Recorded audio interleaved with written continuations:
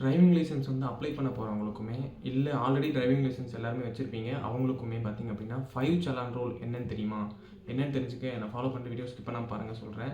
நம்ம ஆர்டிஓவில் பார்த்திங்க அப்படின்னா 5 சலான் ரூல் அப்படின்னு சொல்லி ஒரு புதுசாக ரூல் கொண்டு வந்திருக்காங்க. அது என்ன அப்படின்னு பார்த்திங்க அப்படின்னா 1 இயரில் வந்து நீங்கள் 5 டைம்ஸ் மேலே இந்த மாதிரி ஏதாவது போக்குவரத்து விதிகளை மீறி செயல்பட்டு உங்களுக்கு ஏதாவது ஃபைன் போட்டாங்க அப்படின்னா உங்களோட லைசன்ஸ் வந்து டிஸ்குவாலிஃபை பண்ணி 5 இயர்ஸ்க்கு வந்து பேன் பண்ணிடுவாங்க. உங்களால் வந்து அதுக்கப்புறம் வண்டி ஓட்ட முடியாது.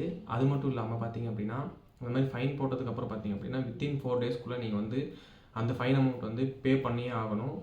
அதே மாதிரி பார்த்தீங்க இன்னொன்று என்ன அப்படின்னு பார்த்தீங்கன்னா இதுக்கு முன்னாடி பார்த்தீங்க அப்படின்னா டிரைவிங் ஸ்கூலில் அதாவது ஆத்தரைஸ் டிரைவிங் ஸ்கூலில் போயிட்டு நம்ம டிரைவிங் கற்றுக்கிட்டு லைசன்ஸ்க்கு வந்து போய் ஆர்டிஓவில் தான் போட்டு பார்த்து நம்ம லைசன்ஸ் வாங்குவோம்.